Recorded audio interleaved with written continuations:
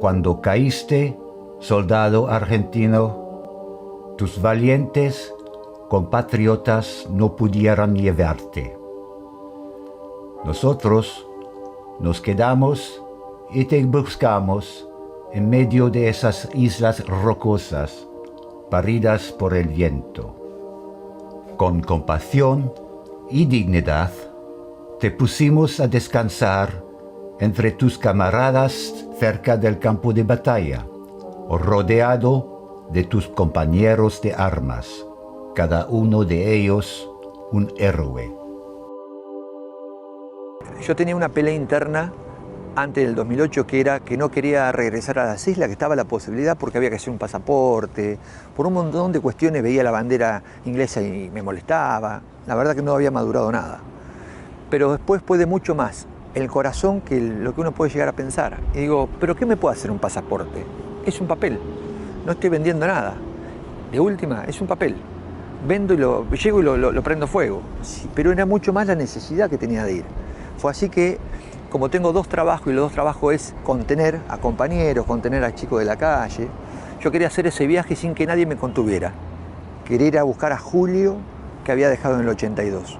Yo lo quería ir a buscar, yo había dejado un chico y vino otro. Yo había dejado una persona y vino otra. Lo quería ir a buscar, tenía esa necesidad de buscarlo. Ese fue un quiebre muy fuerte porque tuve la suerte de poderlo hacer absolutamente solo, no quería que nadie me acompañara. Yo como profe te puedo decir la cantidad de hueso que tenés, los litros de sangre que producimos. Lo que no te puedo decir jamás es la cantidad de lágrimas que tenemos, porque esa semana no paré de llorar.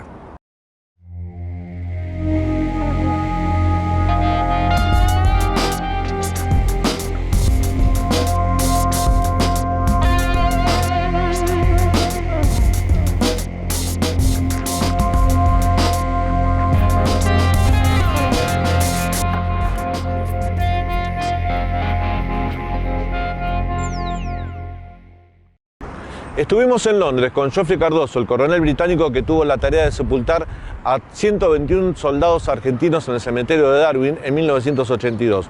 Con Julio Aro, el excombatiente que trabajó durante todos estos años en una cruzada humanitaria para identificar esos cuerpos. Fueron premiados en Londres por 2 Rosas por la Paz. Un reconocimiento a ellos dos, a Roger Waters y a la periodista Gabriela Cosifi por su trabajo humanitario. Estuvimos en Buenos Aires también acompañándolos cuando se reunieron con familiares y estuvimos en las Islas Malvinas, cuando ese trabajo llegó a su final, cuando cada tumba logró tener el nombre a quien correspondía ese cuerpo. Geoffrey Cardoso, Julio Aro, volvieron a Malvinas 36 años después de una historia que comenzó allí y que a lo largo de todo este tiempo los convirtió en sus 2 héroes. El 2 de abril, cuando estoy trabajando, empiezan a caer compañeros míos y digo, ¿qué pasó? Dice, ¿qué? ¿No te enteraste? ¿De qué? Dice, mira, nos volvieron a convocar. En la fría mañana del 2 de abril de 1982, la Argentina ponía en marcha el operativo Rosario. Su destino, recuperar las Malvinas. Así que al otro día me despedí de mis viejos y nos fuimos para el cuartel, donde nos dan todo el equipo, nuevamente nos vuelven a preparar para, pues son por aquí, por la famosa chapita, que no estaban los nombres, hubo que ponerle un papelito, S/62, Aro, muchas vueltas sin scotch, y ahí empezamos a preparar todo el bolsón portaequipo. Hemos recuperado, salvaguardando el honor nacional, sin rencores, pero con la firmeza que las circunstancias exigen, las islas australes que integran por legítimo derecho el patrimonio nacional. Hasta que el 12 de abril llega un montón de Unimog y nos embarcan a todos y dicen, tenemos que trasladarnos a Buenos Aires, nos traen a Palomar, todo el regimiento, así que no habrán pasado más de 10 minutos que no alcanzamos a tomar el mate cocido cuando te dicen el regimiento 6 otra vez embarcar. Tomamos otro avión, la sorpresa es que cuando desembarcamos en las Islas Malvinas. El 5 de abril de 1982, una importante fuerza naval zarpa de Inglaterra hacia las Islas Malvinas. Las mismas habían sido tomadas por Argentina hacía solo 3 días. Si quieren venir, que vengan, les presentaremos batalla. La flota británica se aproximaba hacia el archipiélago malvinense, distribuida en 3 grupos. los dos primeros con 8 buques cada uno y el último con el resto de la flota.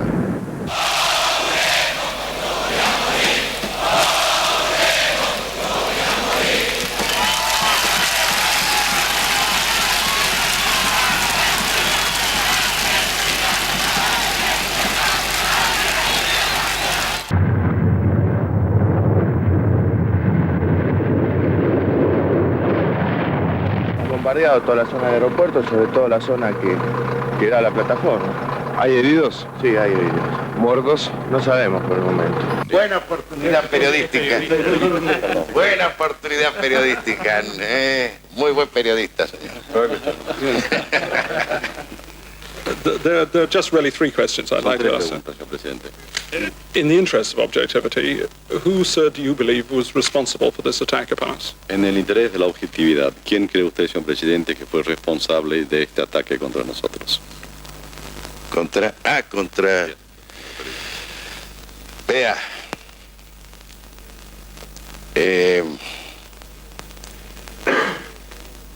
Creo que debe ser un grupo muy reducido. El 2 de mayo de 1982, el submarino nuclear Conqueror recibió órdenes de hundir al crucero argentino General Belgrano. En el momento que suenan los disparos, yo me asomo y veo que primero sonó uno fuerte y es como que lo paró en seco al crucero.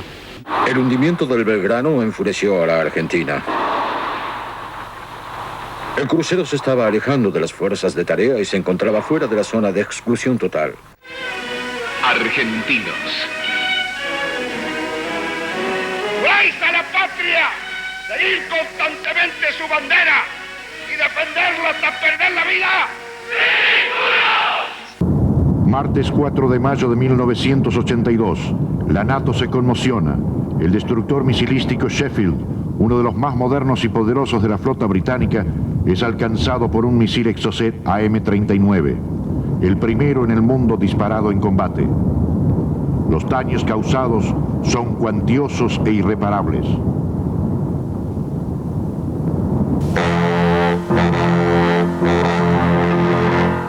Mi país me necesita. ¿Qué puedo hacer por mi país? Enseñar con fe, dar amor, explicar con sencillez y firmeza los fundamentos de lo que hemos emprendido. El país en acción es el motor de la victoria. Cada uno en lo suyo, defendiendo lo nuestro. Argentinos a vencer. Argentinos a vencer.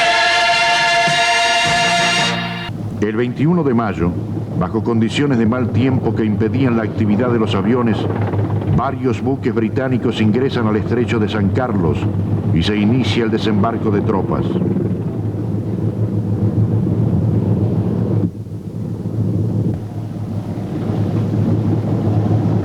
Algunas de estas unidades eran la fragata Argonaut, el buque de desembarco Sir Galahad, el buque de transporte de tropas Canberra y gran movimiento de helicópteros Sea King y Wessex.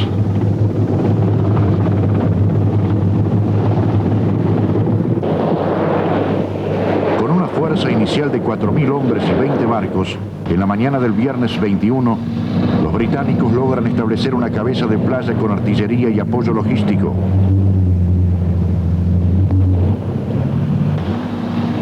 Confirmado.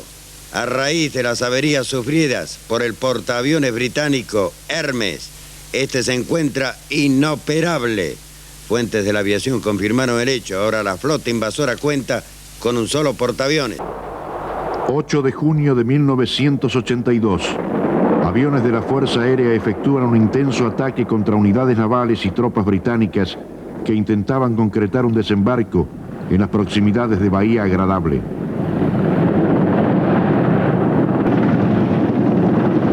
Como consecuencia del ataque son gravemente averiados los buques de desembarco Sir Tristram y Sir Galahad y aguas afuera la fragata Plymouth.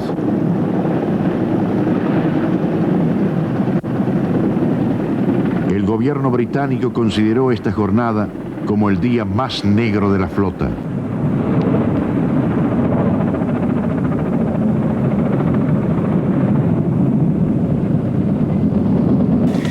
los prepotentes del mundo vayan descubriendo qué cosa es la Argentina. Que me parece un error táctico central. Y es haber pensado que el ataque principal iba a ir directamente a Puerto Argentino y no desde San Carlos, donde habían desembarcado los británicos. El 27 de mayo de 1982, las fuerzas británicas en Malvinas salieron de su cabeza de puente en San Carlos e iniciaron la larga marcha hacia Puerto Stanley. Los hombres de la tercera brigada de comando se vieron obligados a caminar. La pérdida del transportador Atlantic 2 días antes había despojado a los británicos de una de sus posesiones más valiosas, los helicópteros. Pido a Dios que se traduzca en realidad operante la profunda convicción de que es necesario poner todos los medios posibles para lograr una paz justa, honrosa y duradera. A mí me tocó estar en Puerto Argentino, principalmente, donde estábamos custodiando como la casa del jefe, estábamos con unos pozos adelante de la casa. Durante la noche del 13 al 14 de junio tuvieron lugar en los montes William, Tumbledown y Supper Hill los más violentos combates entre la ofensiva colonialista y la defensa argentina. Desde la madrugada, con un fuerte apoyo de artillería y bombardeo naval, los británicos efectuaron el ataque final sobre las posiciones defensivas argentinas.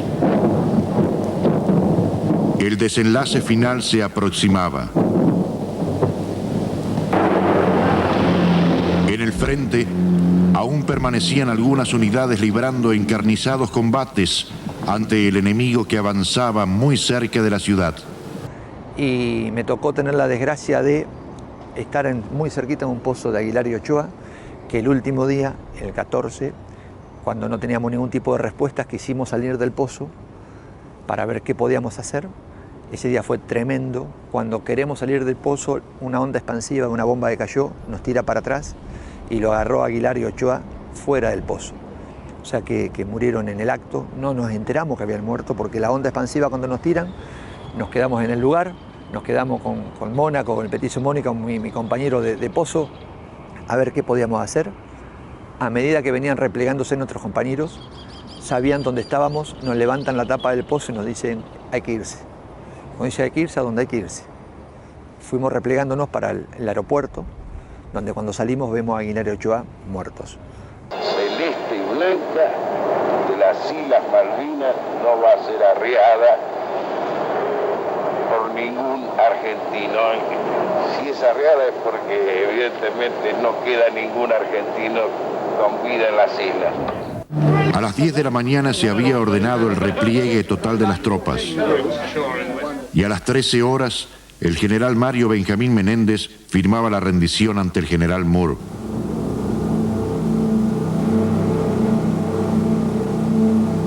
El combate de Puerto Argentino ha finalizado. Cuando el último momento, ese día tan terrible que es el 14, y te dicen que te tenés que ir y dejás a tus compañeros primeros tirados, muertos, y vos te tenés que ir, y vos te vas corriendo, desesperado, para el lado del aeropuerto, y mirás para atrás y ves humo, fuego, tremendo, y corres y corres y corres y estás siempre en el mismo lugar, es como si nunca pudieras avanzar. Y vos corrías y decís, estoy en una cinta, es impresionante, es inexplicable las sensaciones que se viven. Hasta que llega el momento de un grito detrás de un container, que eran unos oficiales que nos llaman, nos preguntan dónde éramos, qué estábamos haciendo, nos quedamos con ellos, que nos dan contención, y al resto de las 2 o 3 horas más avisan por radio que la guerra había finalizado. Es donde te agarra esa especie de egoísmo, donde decís, si te mirás, decís, estoy sano, por lo menos lo que creíamos, si estoy entero. Empezás a pensar lo que pasó, los compañeros que dejaste atrás heridos, muertos, que no podías hacer absolutamente nada. Es donde ahí nos llevan todos juntos al aeropuerto para después volver, esa famosa foto que vos ves con los cascos tirados, con las armas, para venir a los propios lugares donde habíamos estado nosotros, a enterrar a los compañeros, a sacar las cosas que debíamos, pero ya sin armas, sin nada, esperando ese embarco final que volviéramos al continente. Una de las preguntas que aparece de forma recurrente a lo largo de toda esta investigación es por qué no se hizo antes esta identificación de los 121 cuerpos de los soldados argentinos sepultados en el cementerio de Darwin. ¿Por qué se esperaron 35 años para poder explicarles a esas familias, a esos padres, a esos hermanos, dónde fehacientemente descansan los restos de sus hijos? Llegamos aquí, al Museo de Islas Malvinas, a hablar con su director, Federico Lorenz, un historiador, un investigador, quizás la palabra más autorizada que nos pueda permitir y ayudarnos a responder este interrogante. Concretamente, a finales del 82, el gobierno británico envió al gobierno argentino, todavía estábamos bajo la dictadura militar, una comunicación en la cual le pedía que decidiera qué hacer con los cuerpos, alegando cuestiones sanitarias, se venía el verano, etc. Documento que la dictadura nunca respondió porque el pedido británico incluía la palabra repatriación, o sea, había una trampita en términos de reclamo. Con lo cual, lo que sucedió es que finalmente el propio gobierno británico terminó trasladando los cuerpos a su actual emplazamiento en el cementerio de guerra en Darwin. Es el trabajo que hace Cardoso. Nuestros ingenieros, quien eran en los campos de minas, hallaron cuerpos. Y cuando hallaron el primer cuerpo al aire libre, me han llamado en la radio en el cuartel general pidiendo un poco de ayuda, no sabían qué hacer. Y yo pensé que era quizá muy importante ir inmediatamente para ver lo que se pasaba, y yo he tomado un helicóptero para buscar y hallar el cuerpo, pero como era en un campo de minas, no podíamos aterrizar, entonces cada vez era un asunto de bajar con una cuerda, ver dónde era ver dónde no poner su bota, y entonces cuidar al cuerpo, ver si yo podía identificarlo. Creo que por un lado tiene sin duda un costado humanitario destacable. Por el otro, creo que se llega a la identificación porque hay un primer trabajo bien hecho que fue ese. Me parece que habla bien de las situaciones que están por encima de los conflictos entre naciones, por así decirlo, que tienen que ver con el trato humanitario tanto a los prisioneros y a los heridos como a los restos mortales de los combatientes. Y me acuerdo muy bien del primer día cuando yo fui con un cuerpo y que no podía hallar una chapa de identificación. Yo tampoco, buscando en su ropa, bolsillos y todo, podía hallar cartas con su apellido, y este fue el primer cuerpo. Y un día después la misma cosa se pasaba. Y el tercer día era la misma cosa con 7 nuevos cuerpos. Yo pensaba a la madre del chico, que era en el suelo, cerca de mí, y yo no podía soportar la idea de enterrar a alguien y que no sabía y no sabía quién eran. Los ritos funerarios son parte del ser humano desde hace miles de años, no solamente en este caso, sino en todos los casos. Con nuestro equipo hemos trabajado en 50 países del mundo, con diferentes religiones, procesos culturales, y procesar, enterrar a los muertos con dignidad y respeto es parte del ciclo de los ritos básicos de una persona. Saber dónde está enterrado, poder visitarlo cuando quiera, que esa persona sea recordada y sea dignificada a su sepultura. Estos pequeños viajes hacia todos los cuerpos en el aire libre quizás duraban 2 meses. Y el general se encontró que había un problema, claro, que había cuerpos por todo lado. fosas comunes también que los soldados argentinos habían grabados. Algo tan básico como el respeto a los muertos es un punto de encuentro y ahí es donde, digamos, por ejemplo, a mucha gente le llama la atención de que haya sido un británico el que hizo ese trabajo o que familiares de caídos le estén agradecidos a un británico porque el británico era el enemigo. Bueno, pero sirve y es útil a largo plazo en términos de entender que hay cosas que trascienden los conflictos entre los estados y tienen que ver con la situación humana de cómo confrontar con la muerte y el respeto a los muertos, ¿no? Cuando es una cuestión de enterrar un cuerpo que ha sido al aire libre o en la nieve, etc., durante semanas, no es un buen orden para un soldado. Entonces, yo regresé a Londres para elegir un equipo de funerarios. Y entonces yo he elegido una empresa con 12 hombres y fue en una carpa para vivir con ellos. Entonces estuvimos un equipo muy unido. Lo que hizo Cardoso es parte de una tradición occidental que emerge a partir de la Primera Guerra Mundial, que es el soldado merece ser recordado por su nombre, porque tenía una historia antes, una historia que la guerra truncó y tiene que tener una historia después. Había una prioridad de preservar los cuerpos. Entonces yo he pedido a Londres de mandarme 3 bolsillos para cada soldado. El informe y el trabajo de Cardoso fue absolutamente fundamental, fue esencial porque teníamos un mapa donde estaban enterrados cada uno de los cuerpos, explicando la inscripción que le había puesto a cada bolsa de cadáver, la última bolsa, donde estaba escrito en un color azul o negro indeleble el lugar de donde había sido recuperado el cuerpo, Mount London o diferentes campos de batalla. Entonces, esa era una guía para ir trabajando. Así que además de un trabajo hecho con mucha profesionalidad, también hecho con mucha dignidad y respeto por cada uno de los cuerpos que encontramos.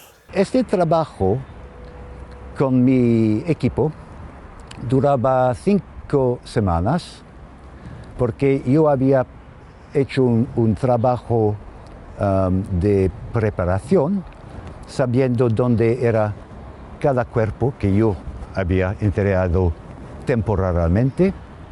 Yo sabía también dónde eran las fosas comunes que yo había visto de un helicóptero y yo había escrito en un pequeño libro que yo tengo siempre.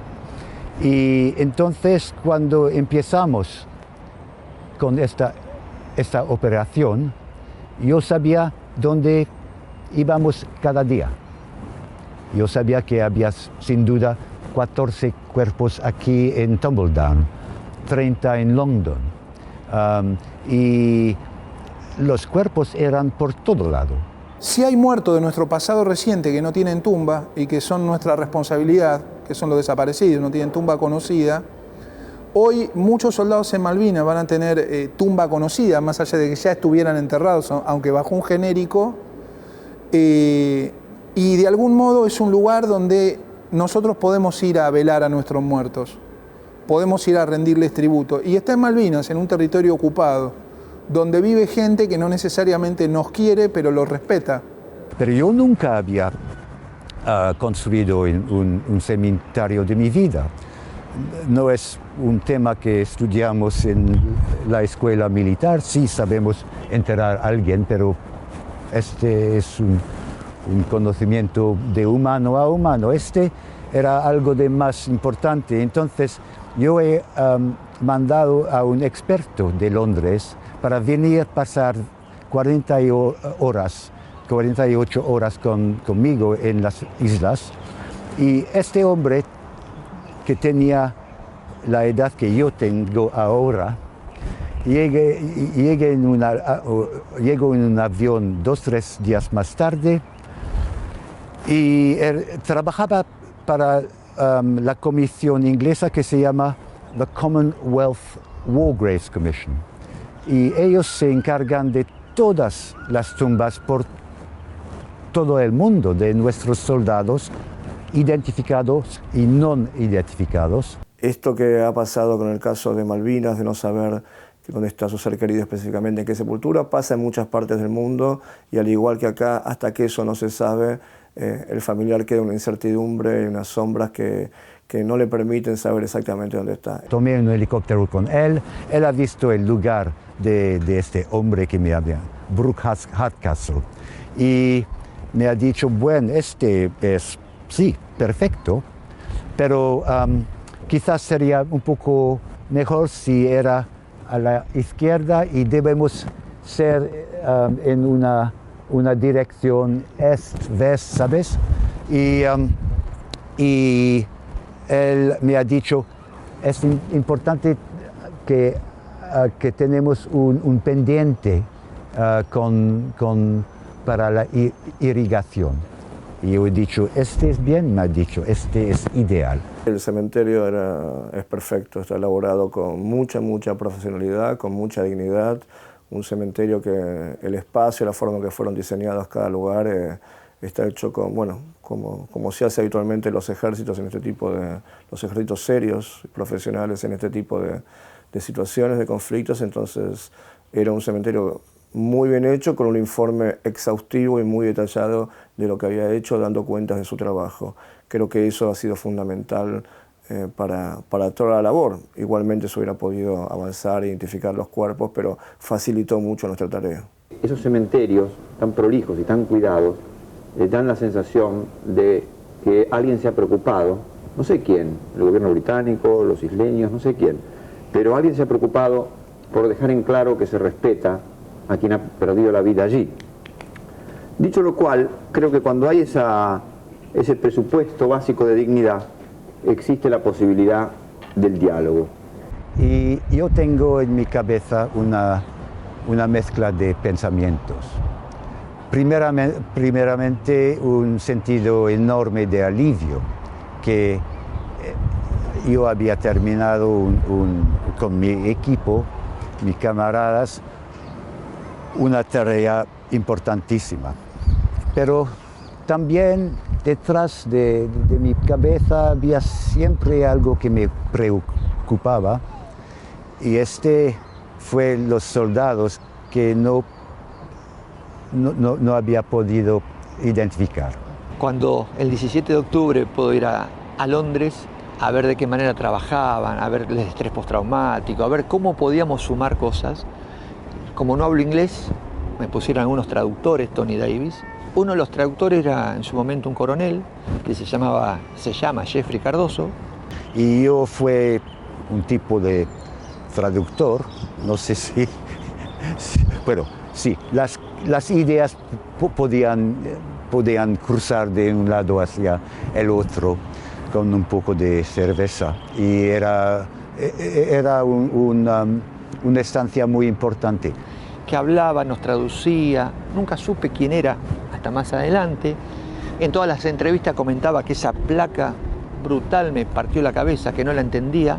Fue durante unas de estas conversaciones muy íntimas que yo he sentido que Julio tenía dentro de él muy profundamente un problema con los muertos en el cementerio. Y me ha dicho que las familias, los familiares, no tenían mucha información sobre la manera en la cual fueron recuperados, fueron enterrados, y me choca mucho.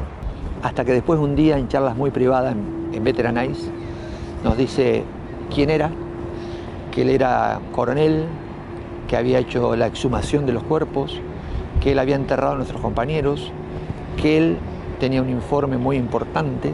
En un taxi, cuando nos quitamos, le han dado un informe que yo había escrito en las islas después de la operación, y este informe que yo he hecho cada día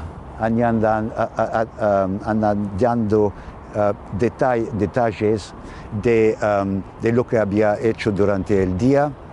Por ejemplo, donde había hallado un cuerpo, London, 2 hermanas, quién era, si era identificable, lo que tenía en su ropa y, más importante, donde este hombre de 2 hermanas era en el cementerio en el cuadro alfa, fila 2, tumba 3.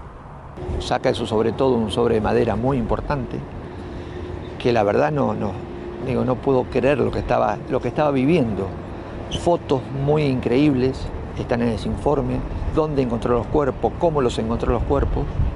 Y hay que imagínate que volvimos a nuestro país y empezamos a tratar de traducir lo que eso decía. El informe no era secreto, no era confidencial, era sencillamente restrictado, ¿ok? Entonces era para los ojos de personas a quien podía ayudar.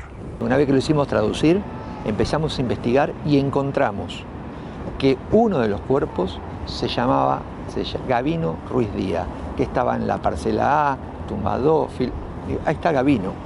No puede haber otra persona que no sea Gavino. Lo comentamos a nuestros jefes y nos dijeron, tienen un potencial increíble en la mano, hagan algo. Lo peor que pueda pasar, que no sea Gavino, pero hay otra persona. Ahí donde empezamos, es la punta del ovillo para hacer todo lo que hicimos del proyecto de ADN. Encontramos a la mamá de Gavino, la encontramos en el medio de la nada, vive en el medio de la nada. Empezamos a charlar con ella, donde cuando entramos en confianza, le preguntamos, Elma, si existiera la posibilidad de que vos con una gota de sangre sepas en qué lugar está Gambasito, Gavino, como ella le dice, ¿vos lo harías? Dijo, por supuesto. Al regreso de Corrientes venimos más rápido que nunca, pedimos audiencia con Luis von der Wiede, empezamos a ver si era posible lo que habíamos pensado, todos nos dijeron que sí. Lo más difícil era unir a los 2 países que estaban en conflicto. Esto, que está totalmente desprovisto de lo político, lo que ha hecho el gobierno argentino desde el 2016 en adelante es desconflictualizar el tema de la identificación, no que deje de ser un tema de confrontación, empezar a dialogar con los británicos y a partir de febrero del 2016, entonces ellos empieza a haber un comienzo de intercambio en cómo hacerlo, que culmina en diciembre del 2016 con la firma del memorándum de entendimiento dando el mandato a la Cruz Roja, para lo cual nosotros ponemos como precondiciones que los forenses que se usen sean del equipo argentino de antropología forense, o sea, a través de la Cruz Roja. Viajamos a Ginebra, hablamos con la Cruz Roja, empezamos a mover cielo y tierra, cuando dijeron que sí es posible, pero para eso teníamos que saber cuántos padres estaban de acuerdo en poder hacer esto, poder identificar a sus hijos. No teníamos lista, fue un trabajo, cuando decimos fue artesanal, fue artesanal. Recorrimos todas las ciudades, todos los pueblos, todas las provincias, yendo a parajes inhóspitos, preguntando por algún excombatiente, por algún caído, ir a plazas y ver los monumentos, a quién decía, dónde vivían, quedarse horas en una panadería porque venía el sobrino a buscar el pan y había que seguirlo porque era el sobrino de un excombatiente. Fue un trabajo magnífico y nos encontramos con que una gran cantidad de padres nos dijeron que sí. Algunos nos dijeron que no, con su sabiduría, con sus experiencias, por X motivo que le habían puesto en la cabeza, y lo respetamos. Quizás esta era una deuda muy grande del Estado argentino, un tema que ha sido tabú para Argentina, el tema de Malvinas, familias sin saber qué pasó, dónde estaba enterrado su ser querido, ausencia del Estado. Eso también sucedió en Argentina en la búsqueda de las personas desaparecidas, quizás con muchos más avances concretos.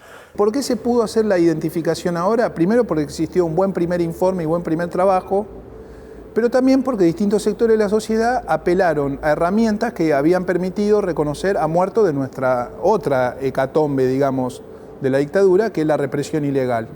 Entonces, la confluencia de elementos de la lucha de los derechos humanos, por así decirlo, con el tema Malvinas, llevan a este acuerdo que permite que al amparo de la Cruz Roja se proceda a la identificación mediante ADN, ¿no? Cuando llego al cementerio y puedo decir, flaco, acá estoy, no me olvido de ustedes, traspasar esa puerta que es mágica, recorrer las 230 cruces, buscar a mis compañeros Chávez, Bordón, Valvidare, no encontrarlos, encontrar un montón de placas que dicen soldado argentino, solo, conocido por Dios, es esa placa tan negra y tan fría que es la que me partió literalmente la cabeza. No podés entender, nunca la entendí, no la comprendí qué eras, no sabía qué era, no entraba en mi cabeza. Estaba 121 de ellas decían esa leyenda tan fría, soldado argentino, solo, conocido por Dios. Es ahí donde nos proponemos desde el corazón y desde la voluntad a ver de qué manera podíamos regresar a las islas, de qué manera podemos devolverle la identidad, de qué manera, si existe o no existe un cuerpo bajo esa cruz, porque había un montón de versiones.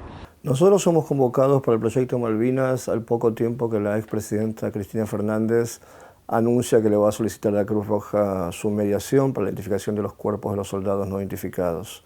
A partir de allí, el Ministerio de Justicia y Derechos Humanos forma un equipo compuesto por ellos, por el Ministerio de Acción Social, la Escribanía General de la República y nosotros, el equipo, para comenzar a entrevistar a los familiares que tenían un soldado enterrado en el cementerio de Darwin, en la zona no identificada, en las sepulturas no identificadas, para poder entrevistar a cada familiar, tomarle muestras de sangre, ponerle datos físicos de su ser querido y que firmen el consentimiento para este proceso. Estuvimos trabajando en ese equipo más de 1 año y medio con apoyo de la Cruz Roja. Después de eso se firma el acuerdo final en noviembre del 2016 entre Argentina e Inglaterra para lanzar lo que se llamó el Plan Humanitario para la Recuperación de los Cuerpos. La Cruz Roja queda como coordinadora del proyecto forense, entonces en el acuerdo estaba manifestado que tanto el gobierno argentino como el inglés tenían la posibilidad de ofrecer 2 especialistas forenses propios, entonces el gobierno argentino nos pide una lista de nombres, lo mismo hace el gobierno inglés, y esos nombres son transmitidos a la Cruz Roja, entonces 3 integrantes del equipo participamos del proyecto de búsqueda, análisis e identificación. Antropología le explicaba de qué manera se iba a hacer el trabajo. Le preguntaban detalles técnicos, si se había quebrado alguna vez, si tuvo un accidente de chiquitito, hacían todo un informe increíble. De seguir de acuerdo, sacaban un sobrecito, los guantes, una lanceta, le pinchaban el dedito y se hacían las primeras 3 muestras de sangre por cada familiar. Una para la Cruz Roja, uno para Antropología y otro lo tenía el Ministerio de Justicia. Hacíamos por fin el primer banco de ADN de las madres de Malvinas. Así fueron que durante un primer gobierno se llegaron casi 80 muestras de sangre y después se continuó hasta 105 muestras de sangre. Lo que se hizo fue que, por un lado, las muestras que dieron los familiares se enviaron a nuestro laboratorio, que está en la provincia de Córdoba, para ser analizadas por el doctor Carlos Bulo, que es el director de nuestro laboratorio de genética forense. Y luego, por el acuerdo que se hizo, las muestras que recuperamos en el cementerio de Malvinas fueron enviadas a nuestro laboratorio y 15 muestras fueron enviadas a un laboratorio en Inglaterra, otro en España, a los efectos de controles de calidad únicamente. Pero todo el análisis y comparación se hizo en nuestro laboratorio en la provincia de Córdoba. Cuando uno se pone en el lugar de las otras mamás que vieron a sus hijos con un solo abrazo y que no lo vieron nunca más y que no saben ni siquiera dónde está, es muy fuerte lo que pasa por uno. Pero independientemente de las características del proceso, para cada familiar es la misma angustia, el mismo dolor, la misma incertidumbre. Nuestro trabajo es desde la ciencia aportar un elemento más en una tarea que finalmente el Estado argentino se hizo cargo, que es lo que corresponde. En mi experiencia, los isleños tienen mucho respeto por los que están enterrados ahí, tienen mucho respeto por los familiares y por los excombatientes que vuelven a Malvinas. Por supuesto con límite, no le fascina esa situación. El procedimiento de identificación es un proceso donde el ADN es solamente un elemento más. Cada cuerpo que recuperamos de cada sepultura era llevado a la morgue que preparó la Cruz Roja para este proyecto, al lado del cementerio. Ahí se radiografiaba el cuerpo, se lo comenzaba a revisar por efectos personales, se chequeaba cada bolsillo de las diferentes capas de vestimenta que tenía cada soldado, se procesaban los efectos personales que había, desde documentos de identidad en algunos casos hasta cigarrillos u otros elementos, se hacía un análisis antropológico, médico, radiológico y se tomaba la muestra genética. Una vez terminado este proceso, todos los objetos volvían con el cuerpo a la sepultura original, en una nueva bolsa de cadáver, en un nuevo ataúd, y solo se resguardaban los objetos con un alto valor identificatorio, es decir, documentos, un anillo con nombre o cartas que podíamos encontrar. El resto volvía con el cuerpo a cada sepultura.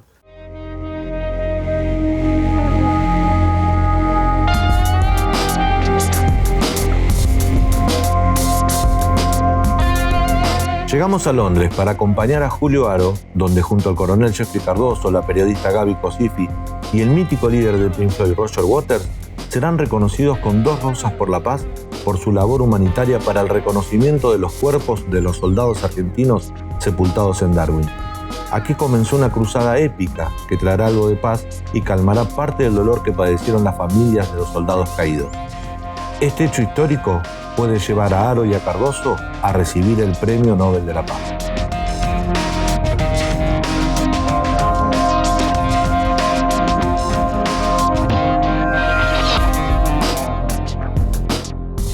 Diez años después, Julio Haro y Geoffrey Cardoso se vuelven a encontrar en esta ciudad para celebrar y ser reconocidos por esa misión humanitaria.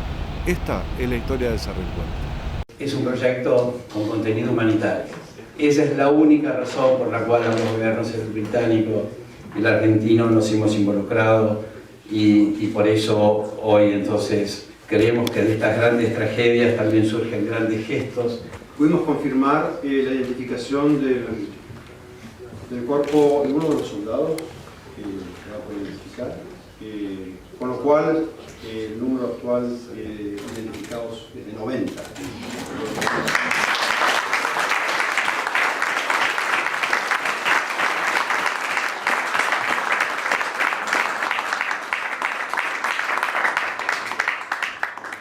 Yo solamente quiero agradecer, porque esto ha sido posible, como todas las grandes empresas del mundo, cuando estamos juntos y peleamos por una causa común, que es la paz y el amor en el mundo. Tenemos un deber de abrir nuestros corazones al futuro y probar en el futuro de ver el otro lado de la historia.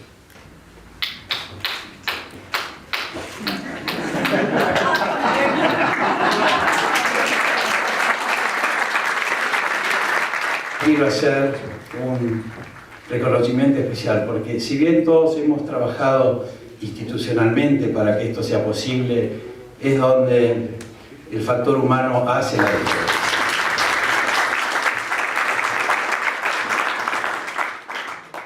If everyone else in the room is quiet. Not at all. Geoffrey, that's you, man. I'm having to discover the inner soldier. I'm retired. And that sounded so good and musical. Great.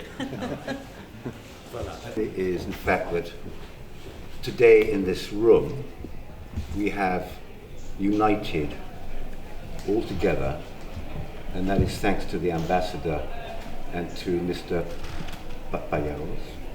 Thanks to them, we have united the most important people in any one location in this entire world who have the power to change things.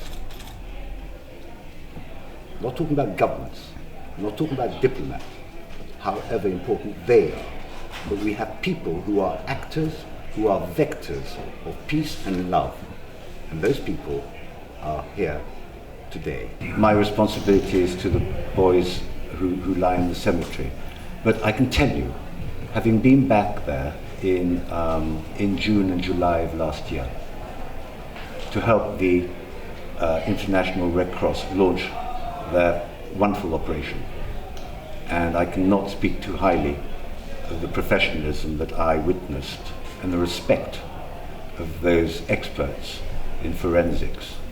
Never could I have imagined such tact and such rigor and discipline in their work. Cuando empezamos con la causa creíamos que íbamos a tener un apoyo absoluto y no fue así. Las dos primeras personas que nos ayudaron fueron británicos, fue Geoffrey y fue Roger. los argentinos en ese momento no alcanzamos a comprender por qué no veían la dimensión humana de la causa. Waters es una pieza fundamental en esta historia. Su intervención logró destrabar y acercar a los gobiernos de ambos países para que acordaran encomendar a la Cruz Roja Internacional la misión que identificaría a nuestros soldados. Roger Waters habló en exclusiva con La Nación. Well, it's very moving to be in the room with Gaby, with Sophie, and with Julio. They're the ones really who've done most of the work in this thing, and Jeffrey, who was there on the side. So I'm very honoured to be in the same space with them, even for a couple of hours. And these roses that he's made, the guy, extraordinary pieces of work. And so I will treasure it. It's a lot, you know, it's very moving. You've seen everyone in here at the end of this ceremony. There's a lot of emotion in this show. Well, people's hearts are beating, and everybody is very, very open, and you know. So it's a beautiful occasion. Everything that happens to us shapes our lives. So if you lose somebody in a war, that shapes your life. Like all experiences shape their life. But the fact that the Red Cross, the fact that the two governments have cooperated, and that the Red Cross has gone in, and that they've identified all these young men on behalf of their families, points to the fact that some of us believe in the Declaration of Human Rights from Paris in 1948, which is super important because not everybody in the world does, unfortunately. And if we could all at least agree that individual human beings have rights, the world would be a much better place and might survive a few hundred more years. Wouldn't that be nice? In November. When you're in Argentina, would you be meeting with some of the Argentinian soldiers' families? Yeah, of course. I've been talking to Gabby about that. Okay. Absolutely. Thank you. Thank you. All right, you're welcome. Luego de recibir el reconocimiento en la Embajada Argentina, fuimos a un típico bar londinense donde Haro y Cardoso se encontraron con Tony Davis, presidente del Centro de Veteranos Ingleses de la Guerra de Malvinas. Davis fue una parte fundamental en este proceso porque fue él quien invitó a Haro a Londres 10 años atrás y también quien le presentó al coronel Cardoso. Después de combatir en la guerra, a Haro y a Davis hoy los une una conmovedora amistad. Tony, who is Julio Haro? Julio Haro, número uno. He is Julio Haro, number one. He and I met about 10, 12 years ago when he came to London with two other friends, Jose and Jose Maria. And we spoke about setting up a veterans organisation because I, at that time, was the chairman of the Falklands Veterans in United Kingdom. I loved meeting the people. Everybody was very friendly, was very good to us. You know, they were just like us, normal people. We were all involved in a conflict that, without being political, and I won't be political, none of us wanted to be involved in. It happened. Me llena de alegría, una alegría no de fiesta, pero una alegría de tranquilidad. Y mañana, si Dios lo quiere, vamos al cementerio. Yo digo, vamos, los familiares van al cementerio y me han invitado a hacer con ellas, y este es un privilegio formidable. Finalmente, el lunes 26 de marzo, los familiares de 90 soldados identificados viajaron a las Islas Malvinas, donde por primera vez los espera una tumba con nombre. Vamos a volar desde el aeropuerto de Ezeiza, inicialmente hacia la ciudad de Tandil. Desde allí ya vamos a poner rumbo sur y por el mar argentino.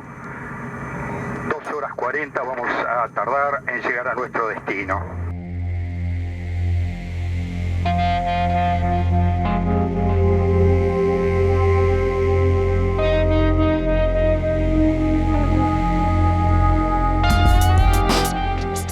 Un día soleado, con un cielo celeste atípico para la época, los familiares arribaron al cementerio de Darwin, donde se vivieron emotivas escenas, marcadas por el llanto, pero también por la paz y la tranquilidad que mostraban unas madres por poder rezar y acompañar por primera vez la tumba donde fehacientemente descansa su hijo.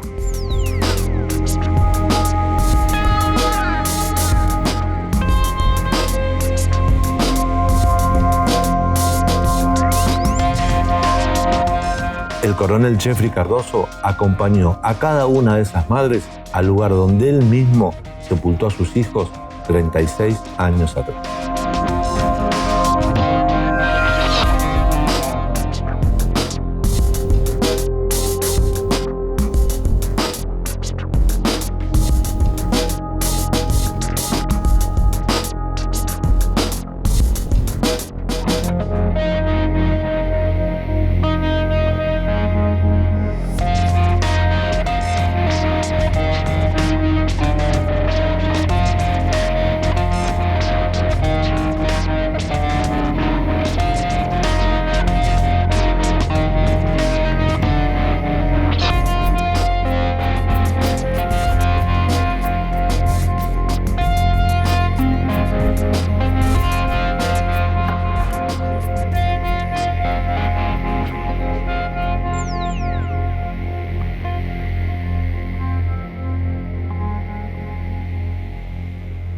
Cementerio de Darwin, 26 de marzo de 2018, la cara de los familiares, de los 90 familiares cuya tumba fue reconocida al entrar a este cementerio era una cosa. Ahora, cómo se van después de haber estado con su ser querido 36 años después de haber tenido esa placa con esa leyenda ominosa, soldado argentino solo conocido por Dios, cambió completamente. Es una sensación, algunos hasta hablan de alegría, de alivio, de paz.